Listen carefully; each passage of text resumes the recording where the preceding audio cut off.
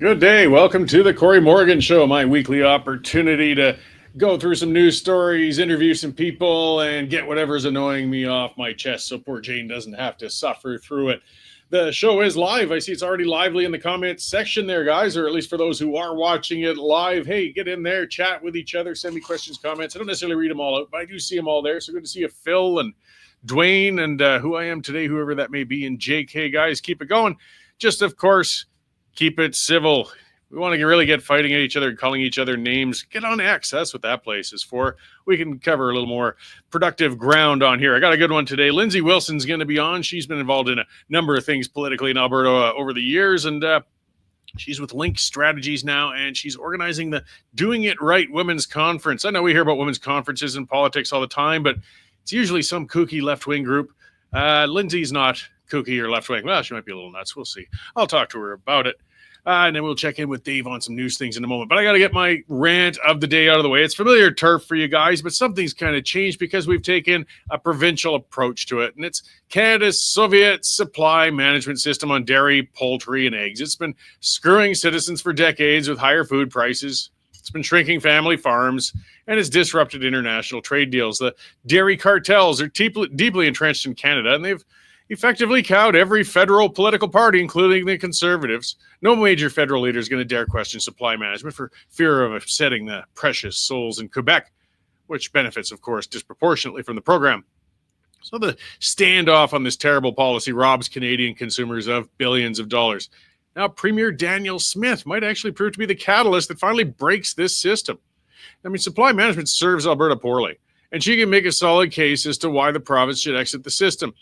Smith has nothing to fear with the wrath of Quebec. If anything, pissing off Quebec only bolsters her support back home. Alberta has some of the richest agricultural land in North America. We also have some of the most experienced and successful farmers and ranchers. If they could be freed from the shackles of Canada's supply management system, we could look forward to a more diverse, value-added agricultural industry benefiting all Albertans, producers and consumers. Currently, the dairy quotas predominantly go to Quebec producers. It's $25,000 a cow for a quota in Quebec, and as much as $50,000 in Alberta. It's illegal to produce eggs, milk, chickens, or turkeys without that government-issued quota. It's ridiculous. An Alberta farmer was recently jailed for the crime of selling his own eggs. The system is obscene in its control and infringement upon free markets. Albertans pay inflated prices for food products due to the purposeful strangulation of supply due to this system. In any other industry, this sort of price fixing would be illegal. Canadian dairy producers have literally dumped over 6 billion liters of milk down the drain over the last few years because it would be illegal for them to sell it or even give it away. Isn't that nice for families struggling to pay the food bills? The system's led to Canada having fewer dairy farmers and larger concentrations in Quebec, of course. When supply management was first imposed upon farmers, there were 140,000 dairy farms. Now there's only about 9,000, and that number is dropping because only large corporate operations can afford those quotas, and they've squeezed out the small producers. New Zealand and Australia had supply management systems in the 70s, but they wisely got out of those in the 80s. Because they got rid of it, their dairy industries have flourished, and both countries have turned into very successful exporters of agricultural products. Alberta could do the same. Defenders of dairy cartels try to claim that if we got rid of the wretched quota system, we'd suddenly be flooded with dairy products without regulations. That's a ridiculous and outright lie. Quality control standards have nothing to do with the price-fixing scheme, and the standards won't change when the racket's dismantled. They also claim we'd be flooded with allegedly inferior American products if we got rid of the quota system. Again, it's a load of BS. The tariff system blocking American dairy goods has nothing to do with quotas. America's dairy products are neither inferior or dangerous, but if you really don't want them, just don't buy them. If we have a strong domestic dairy industry unbound by supply management, we won't need to import dairy products anyways. We can be exporters of everything from powdered milk to cheese to ice cream. We can compete. Supply management defenders are making the case that Canadian producers are so incompetent that if we got rid of the quota system, they'd go broke. Well, maybe some of them are. Let them go then. The strong will survive just as they do in every other industry. And no, we couldn't get rid of the system overnight. An addict has to be weaned from their drug of their choice. They might die in withdrawal. The system must be dismantled, though, over some years and in stages. And a degree of compensation must go to quota holders. There's no better time to start that process than now. Supply management benefits Quebec, thus no federal party will dare question it. If we want to break free, it has to be a provincial initiative, and we can't initiate it soon enough. So much like the pension plan, the RCMP collecting our own taxes, supply management is another policy where Alberta can step up and take control for itself. As with all those policies, when the Federalists complain about Alberta standing up for itself, our response should be the same. What's she going to do about it? I mean, what are they going to do? Stop buying our milk? They already don't. Stop buying our oil? They already don't. Punish us with regional-based taxes? They already do. If Premier Danielle Smith breaks the dairy cartel in Alberta, it'll lead to the end of it across Canada, and everybody will benefit. But it has to begin with putting Albertans first. That's what I got on supply management. Hey, keep on it, Danielle. Get them. All right, let's check in with our news editor, Dave Naylor, and see what's happening. You're growing a beard? No, just too lazy to shave this week. Oh, yeah, I understand. Too lazy to shave. I was in BC on the weekend, didn't get back until Monday. And by then, the week's half done, no point. Yeah, I guess. You can make it a weekend task now. Exactly. So I hear I might be getting some honey tomorrow.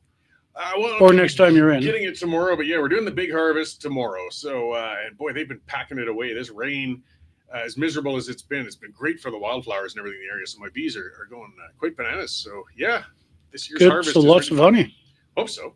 And hopefully fewer stings. I got zapped 4 times in the last harvest. So. Ooh, well, do you wear a suit, don't you? I do, but when they get mad enough, they can defeat the suit. And when you're stealing all their honey, they get mad. Well, make sure Jane is videoing it. Oh, yeah, she likes to cover have some fun next week. Running across the yard as the bees let me know they're pissed off. Well, you'll have to excuse my voice. I am recovering from a little bit of an infection, but some big news, breaking news out of BC. 3 miners are trapped in a northern BC mine after some sort of incident. Premier Eby says they're alive and okay and in a safety room, and now rescue efforts are underway.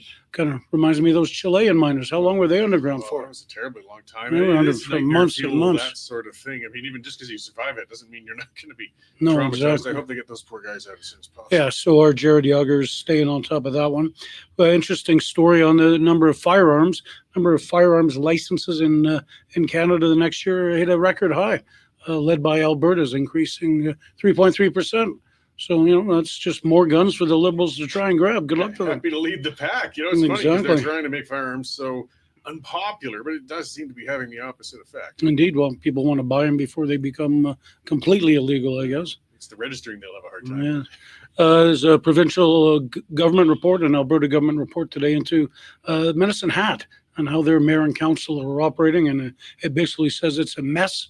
And basically they need to clean house. Well, I'm sure James will have a few words. Yeah, or James Finkbeiner, I'm sure will be tripping in on Twitter on that one. Asylum seekers in Canada are now costing us $2 billion a year. And obviously that's only going to go up.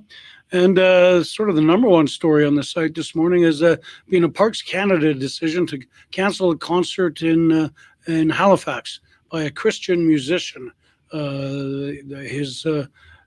People were angry at him because he's a Donald Trump supporter, I guess, and they didn't want that. And Parks Canada has deemed it could be unsafe.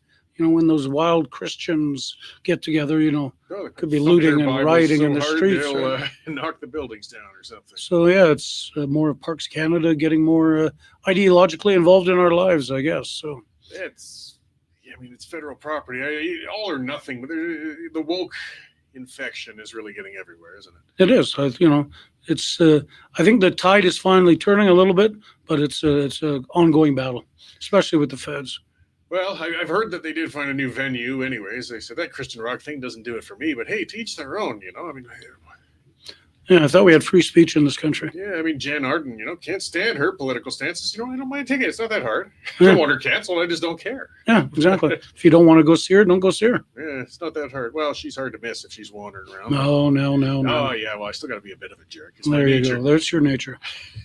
All right. Well, I see you got a really packed newsroom. A lot of people working in here. Yeah, we've had some new hirings, and things are going great. He's sort of hiding over me. No, there he is. Yeah, he's Dave's big head right there. It's David Wynick. Shanghai noodles and broccoli. And behind him is Nigel. It's his birthday today. Yes. So we've been indulging in birthday cake all morning. So right on. Well, I'll let you back to trying to keep all the chickens in line back there and consuming the birthday cake. All right, and good luck with the honey tomorrow. Right. Thanks, Dave. You bet. All right. So, yes, there is lots on the go, lots breaking as you hear. We're constantly putting the news up as it breaks, lots of columns, information. This is where I make that plug and remind you folks, the reason we can do it is because you've subscribed. So if you haven't subscribed yet, guys, it's $10 a month, $100 for a year, just like an old newspaper subscription. It's well worth it. It helps us keep young Dave back there wiping his mouth, eating his lunches, and writing those stories. And the rest of us doing these shows and columns. So if you've subscribed already, thank you very much. We really appreciate it. And if you haven't yet, get on there, guys. Come on. This is how we do it. We take care of things ourselves. And just looking through some of the comments, Soviet style. And I know people get upset when I say that all the time about supply management on X and areas like that. But there really is nothing more Soviet than that. It's pure government control. Think of how absurd it really is. There's where one of the areas of conservative hypocrisy, and there's a lot of it in that, oh, I'm a capitalist, I'm free market. Oh, but supply management, well, that's different. No, it's not. If you're such a crappy dairy farmer that you need to have your competition illegalized, you don't deserve to be in the business. I should have every right to go out, buy a couple cows, milk those suckers, and sell it to whoever I please for as much as I feel I might be able to get for it. That's how I do it with my bees and my honey, actually. I mean, there's some health standards. Sure, that's fine. But we don't need a quota system to have that, do we? It's just such a stupid system. I mean, that came up, recently with that egg farmer in Alberta. The man actually had 5 RCMP cruisers show up on his doorstep for the crime of having over 300 chickens. And then some people claim to be conservative and say that system is okay.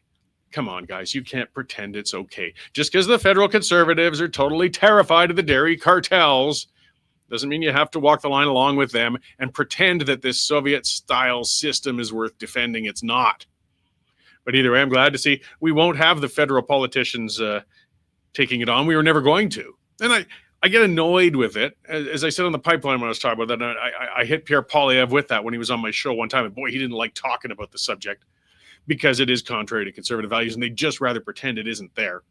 But his role is to win federal elections. And if he takes a stance on that where you're going to tick off Quebec, I mean, you don't take it personally. It's just political strategy. In reality, he can't do that. But the province can. What does Danielle care if Quebec's upset? Who cares? They're always upset. Make them more upset. Another thing that's been hitting the news, and the Standard covered that too. We cover our kind of story as it happened yesterday. Ozzy Osbourne passed away as a kid who grew up in the 80s, with my mullet and the rest of the outfit. I mean, Ozzy was certainly a part of my life back then. Even prior to that, in the 70s, of Black Sabbath for the older crowds. I mean, there's only so many musicians that really are, sort of that one of a kind that really stand out and change the whole genre. And I mean, he really broadened it, it really was just the realm of the weird headbangers in the 80s until the 90s when he got into that reality show and you got to see him as a person. And what a bizarre and interesting and fun and weird person he was. So he really made his mark. He had his final concert only a few weeks ago. And Parkinson's was really running him down. And only made it a few weeks past that. But it was a passing of an icon. There's no doubt about it. Whether you liked his music or didn't like his music, it's undeniable that he was just one of those huge influential players in the whole thing. He's going to be missed by a lot of people, just as a personality and as a musician. I mean, you look at from the glam rock to the other heavy metal types and musician out there paying tribute. He influenced them all. And of all guys, I got to admit, I would have thought he would have been dead back in the 80s with the amount of cocaine that man consumed. You would have thought a heart attack or something would have taken him earlier, but somehow he got through it and passed of Parkinson's at 76. So, farewell, Ozzy. I'm sure you're rocking it if there is something on the other side with old Randy Rhoads there. And thank you for allowing me to really enjoy your music through the 80s and still on into today. All right, enough of that. Let's get on to some stuff and talk with our guest here. We got Lindsay Wilson of Link Strategies talking about a women's conference. Yes. How's it going? Well, pretty good, Cory. I'm sitting here and I'm just really trying to, number one, picture you tending to your backyard hens. And then also picture you with your mullet in the 80s listening to Ozzy Osbourne. I really like both of those things on you. I think you could rock both of those. I let that mullet picture go out once in a while on social media. It's out there, but with the cigarette in the hand and the black T-shirt and the rest. Yeah, the chickens I got rid of. It's the bees I keep now. But I'm almost a farmer, in a real light way. You might need a chicken or two. But, I'm a big fan of hens. We did the chicken thing. It was too much work and they stink. Well, it is, and you really cannot forget to lock them up every night, or the coyote's going to get them. Oh yeah, in our area we got lots of critters, but anyway, great eggs. You can't deny that. But yeah, I don't think, like, I could grow the skillet now. It just wouldn't quite work. There's nothing wrong with having a mullet back in the 80s, even to the early 90s. If you still got it today, though, you might want to reevaluate whether you've moved forward in life much yet. Well, that's true. I mean, mind you, if you still play hockey, I think you can pull it off. Well, true, but I can't play hockey. Look, I've got a number of tattoos hidden up either way to show permanent marks of my history. Well, so, from that era, for sure. Yeah, when I finally quit, I'll do one show shirtless and show people just how stupid I've been over the years. I love that. I look forward to that episode. All right, so a women's conference. We hear about those all the time. We hear about getting women involved in politics. There is not as many women choose to get involved in the political spectrum as others. Something that's different this time around, I think all the reasons are the same, though, is this isn't at least a bunch of woke women getting together and trying to push those policies. You've got something coming together for common women to get involved with, I guess. Absolutely. So this is the Doing It Right Women's Conference. It's the first one, and we're going to be having it on Friday, September 12th at the Deerfoot Inn and Casino right here in Calgary. So we're really excited. We're very specific in picking a venue where we could have great food, because you cannot host an event for women if you do not have great food.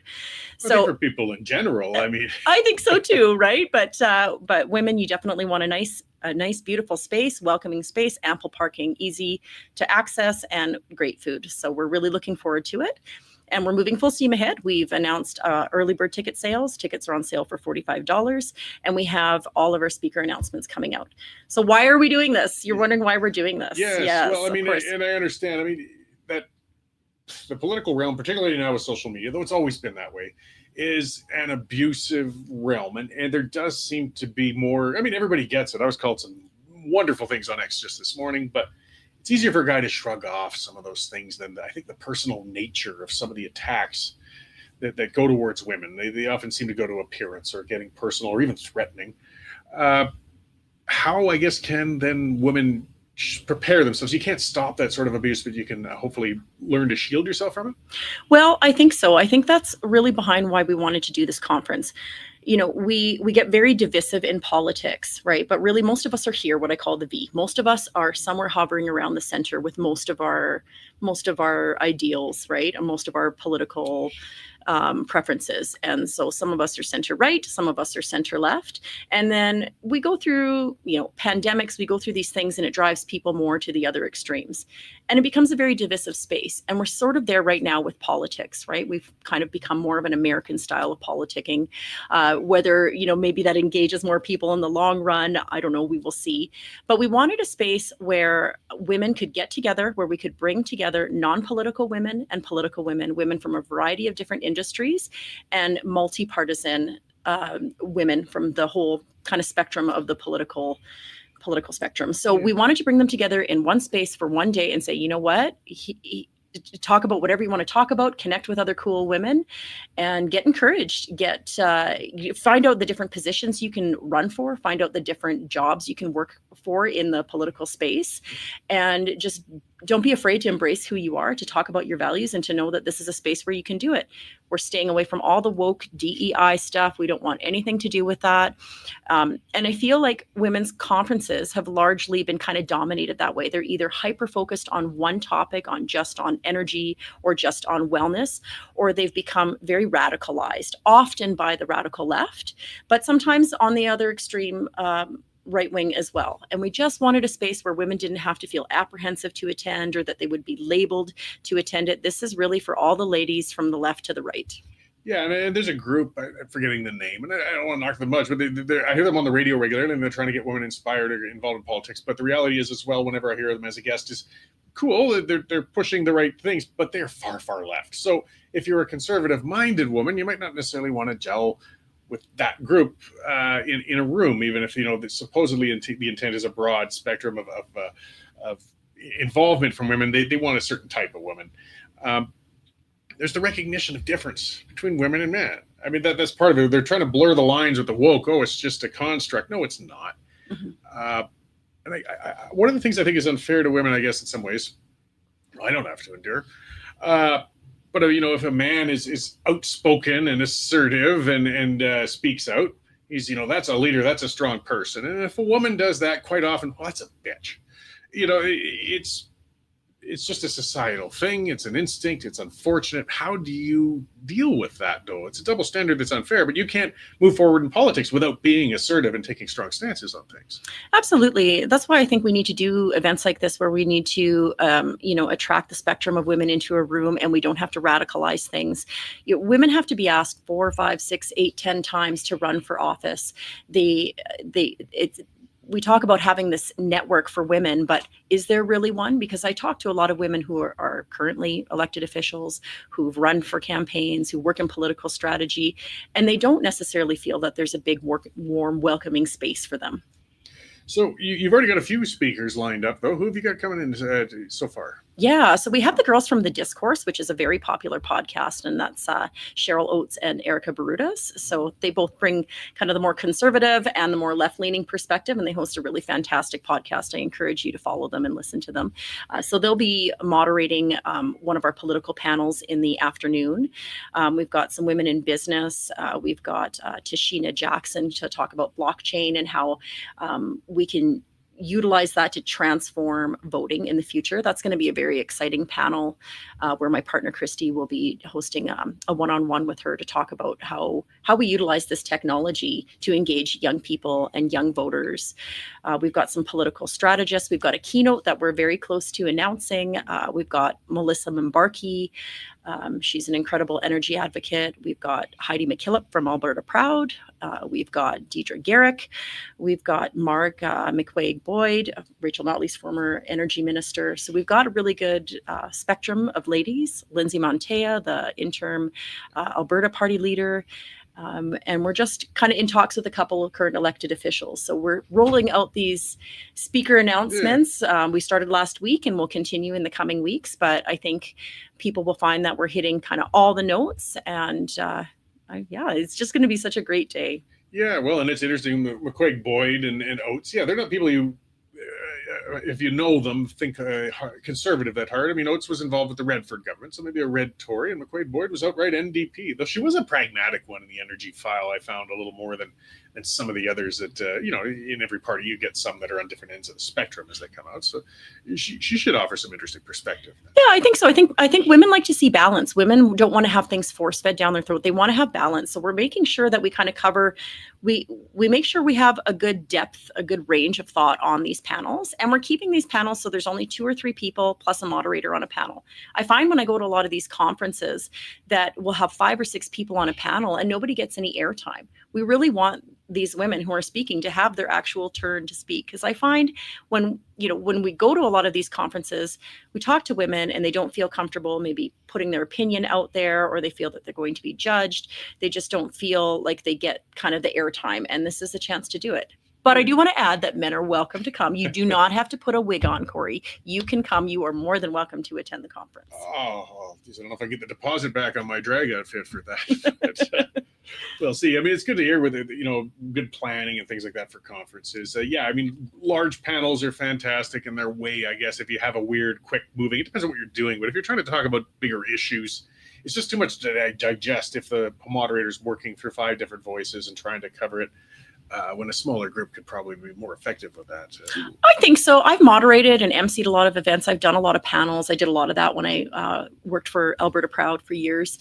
And I just find it's more conducive to a good listening room and to people actually telling their stories when you have a smaller panel. I think it works better. Otherwise, people are just fighting for their turn at the mic and it takes them too long to finish what they're saying, and somebody's waiting for their turn to speak, and it's a little bit more awkward. So, and another thing I really wanted to highlight is we're reaching out to the universities, different groups. We really, really want young people to come to this. We think that this type of speakers that we're having really attracts younger women. We need to start bringing more younger women into the political movement. It's, I think the problem we're having is that women are entering politics at a young age and they're veering super hard left, and men are entering politics and veering super hard right. How do we kind of course correct that and bring people a little bit more to the center? Yeah, well, then it's one of the problems facing us right now. I mean, participatory democracy means we got to participate. You get up there. A lot of people don't realize how actually relatively easy it is to get involved in political campaigns, whether as a candidate, a volunteer, any of those things. But where do you start? If you've never done it, where do you begin? Who do you network with? Or where do you even apply? I mean, getting in a room full of other people like that could help, I guess, for younger people and so on, realize that it is achievable. You don't have to be a crazed political nut to get involved in the process. Absolutely. And I think we need to send young women a message too. If you are conservative, if you have conservative values, that can mean a whole lot of things. And you don't have to apologize for that. Be who you are. Know that we're working out here. We're building a network of women who just support one another. Sometimes you have these tendencies or these ideals and they may align a little bit more on one side of the spectrum. And that doesn't mean that you're not a conservative anymore or that you're not whatever you are, right? We don't need to be so polarizing with this stuff.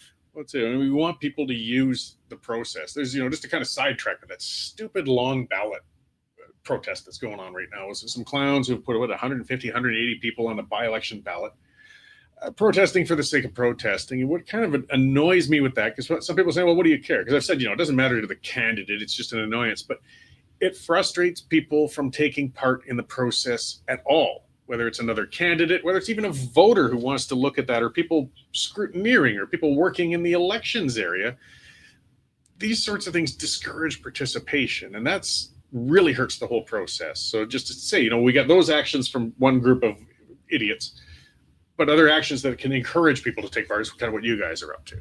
Yeah, absolutely. And I wish I could tap into the energy that people put into these kind of things and put it to a better cause. I really do. But I think in Alberta here, we're dealing with a lot of election fatigue from the federal election, no matter what your views are. I think largely most Albertans were fairly disappointed with the last results of the last federal election. And I think, it speaks to electoral reform, and you and I could do a whole nother show on that. And you talked about that a lot for sure. But yeah, you're right. When we make the process difficult, when we don't make things easy for people, it doesn't encourage them. And young people, they want simplicity. They want it streamlined. Again, going back to how do we improve the process for them through technology and really tapping into technology and, obviously making it secure. Young people don't want to walk down and cast a ballot and stand in line. They just don't do that. And we have to tap into these people. Or at least encourage them to make them realize it's worth it. I mean, it's not that hard. It's a world of distractions right now, and easy to get sidetracked or find yourself too busy. I mean, it just seems the more that we do to make it easier to vote, the less people continue to vote. I mean, advanced voting is the opportunities now compared to 20 years ago. You got so many extra days. You got special ballots, you got mail-in ballots, you've got all of these different, and the turnouts don't prove. Yeah, I don't know. Do we really move towards a system where we make it illegal to not vote? I mean, that's a whole thing too, right? I don't want to touch know. that. I'm not saying that. Take advantage. I know what you're saying. Some people make that case. Like in Australia, you could take a hit on your tax return if you don't get up and vote. But absolutely. I just think, I guess maybe it's the idealist in me. A person should just want to, because they want to make their mark to try and move things in a way that they would feel I get better. that, but it's like people just don't feel the urgency, and it is urgent. I mean, if I may, October 20th, we have a civic election, civic elections across this province, and we see the least amount of turnout at the municipal level, when really this is the level of politics that affects you the most. This is the stuff, this is fixing your potholes, this is taking care of your garbage, this is removing your snow, but people don't care. In rural towns, we get 20-30% turnouts. I mean, we have to turn this around.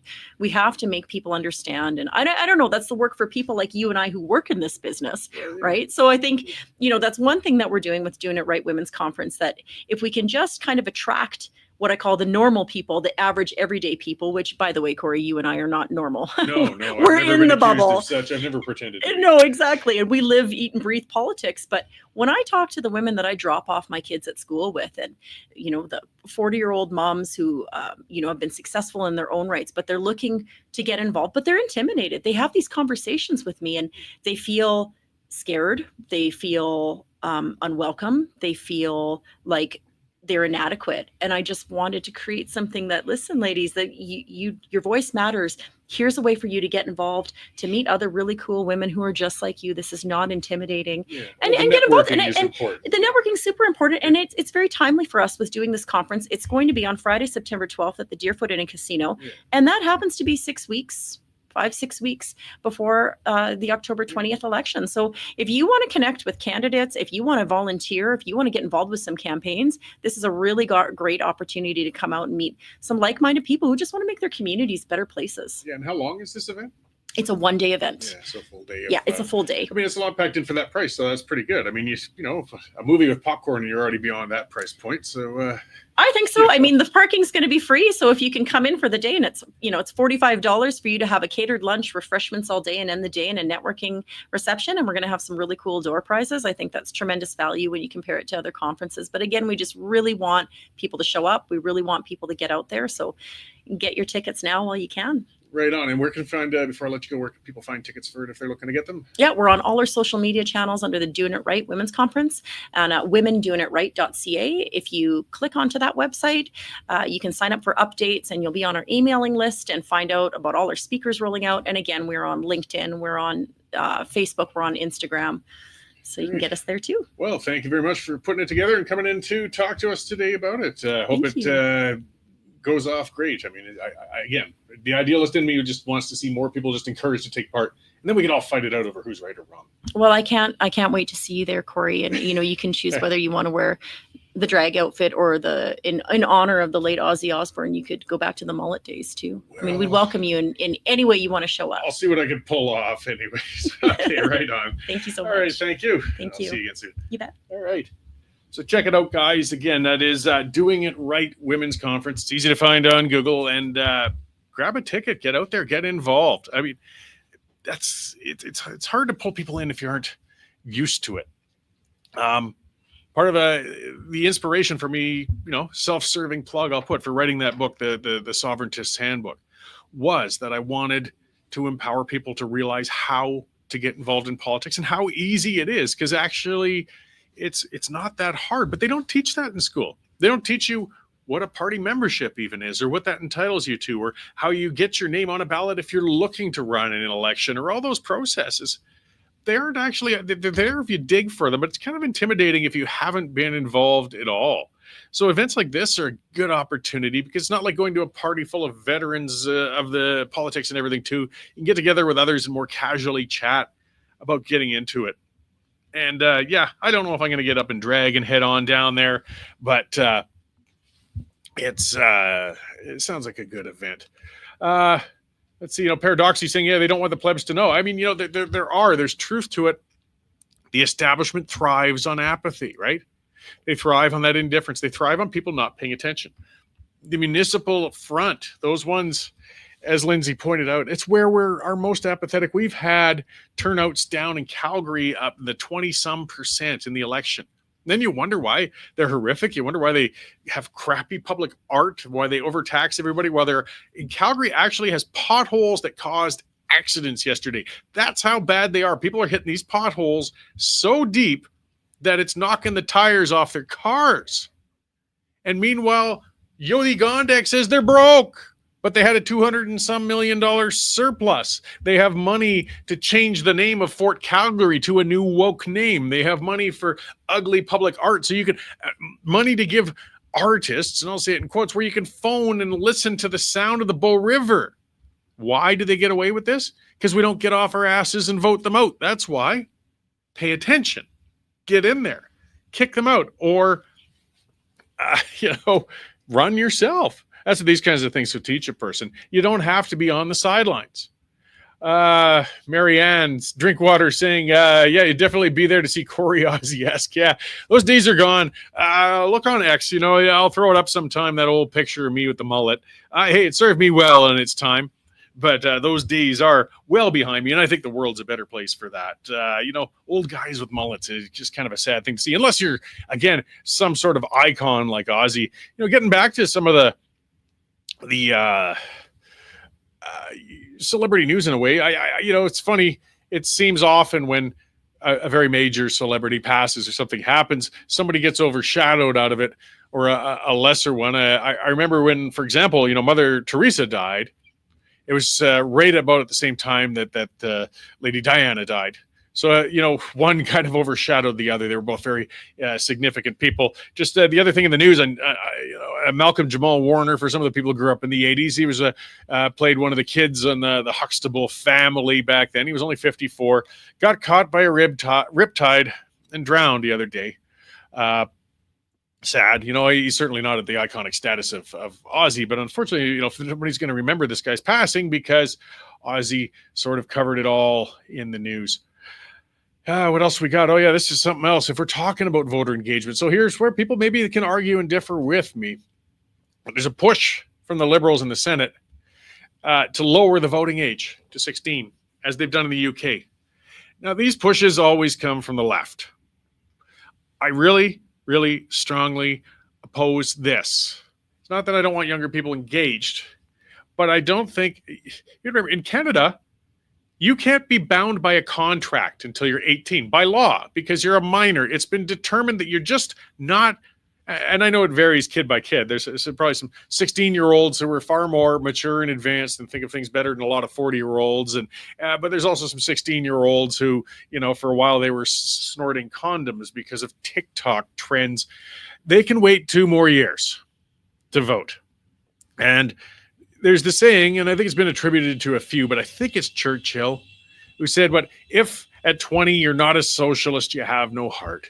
If at 30 you're still a socialist, you have no brain." Socialists understand this, and they need more people with no brains to be able to vote and put socialists back in. That's why they want to lower the age to 16. Just a bit of backstory on myself.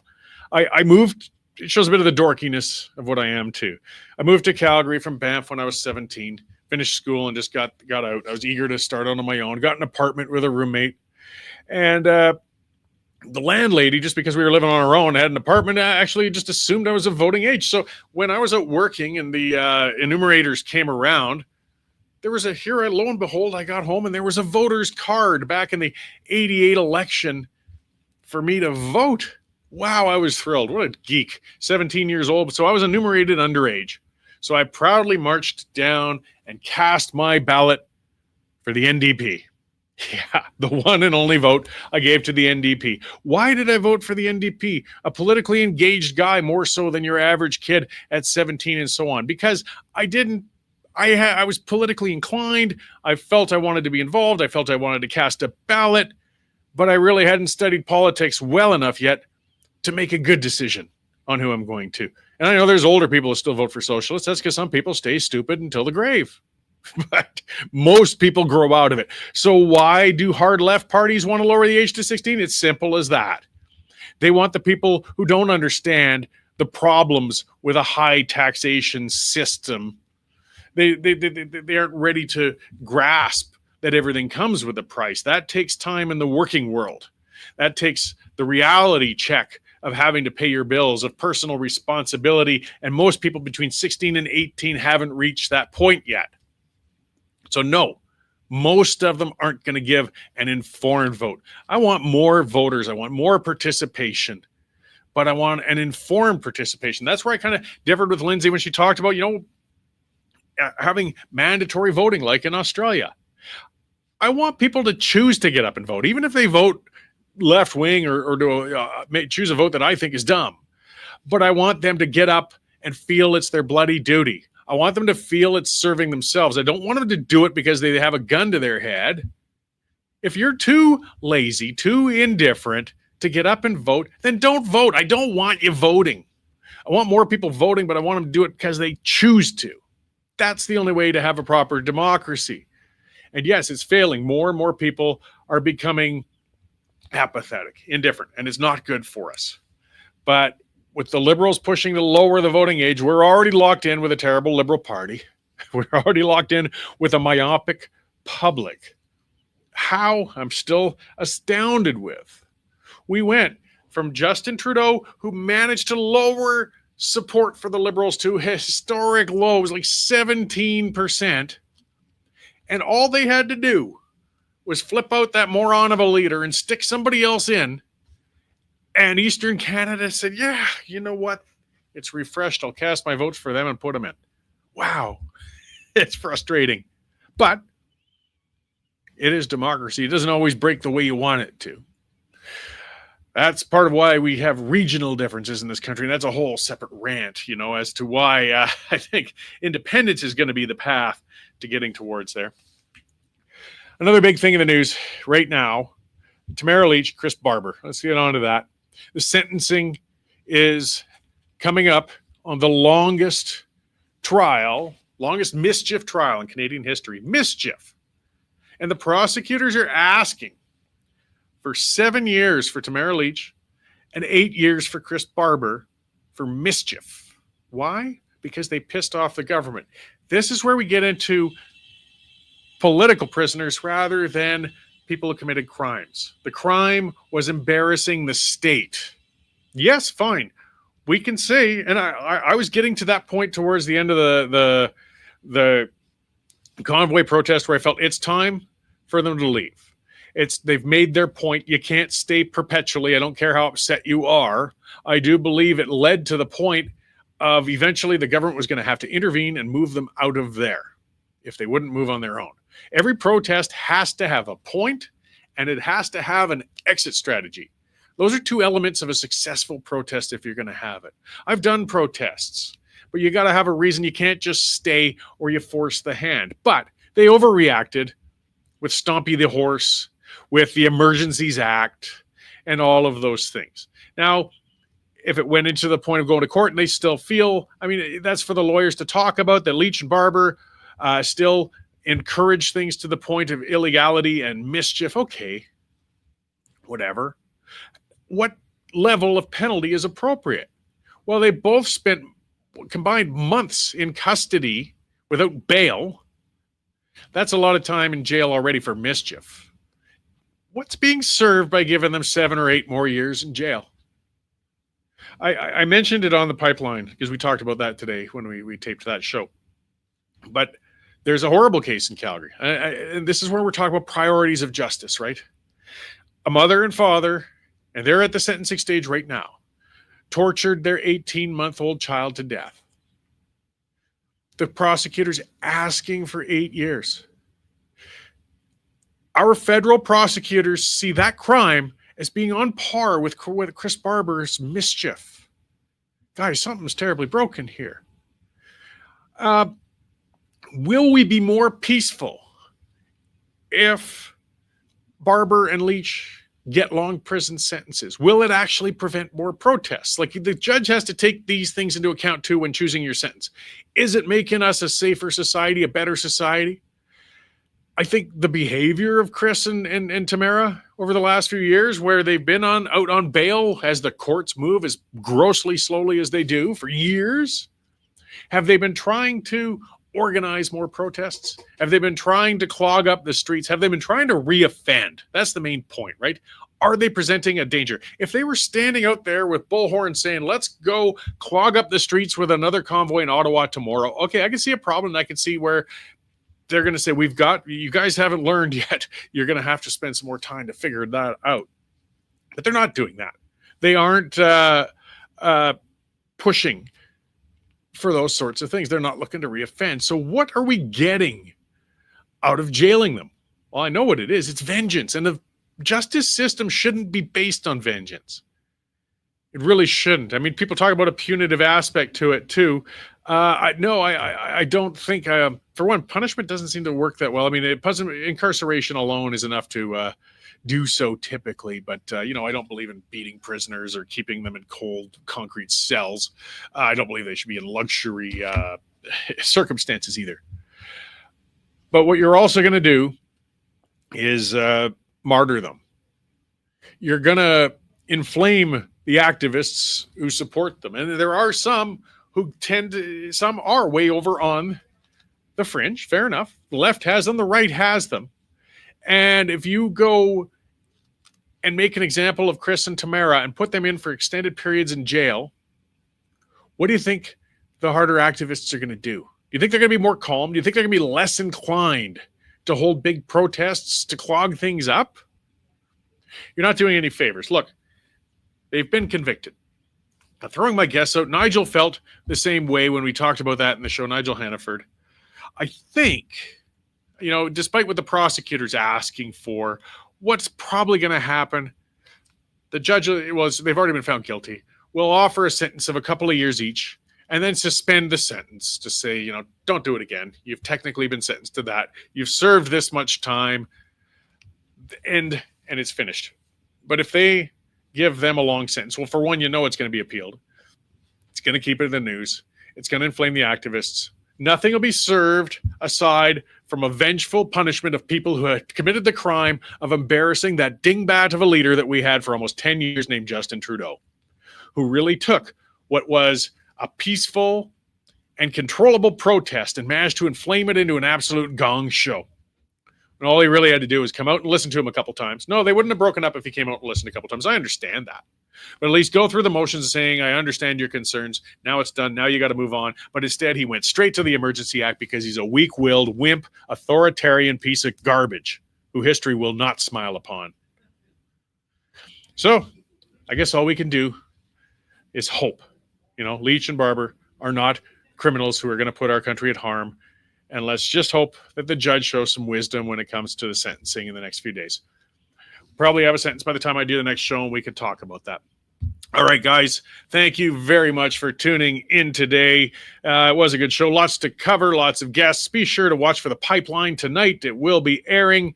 And tune in next week. I will be back again for another episode of this show with a new guest. And just be sure to subscribe to and share all those Western Standard channels. We've got a lot of stuff constantly going on and news on the break. Thank you again. See you next week.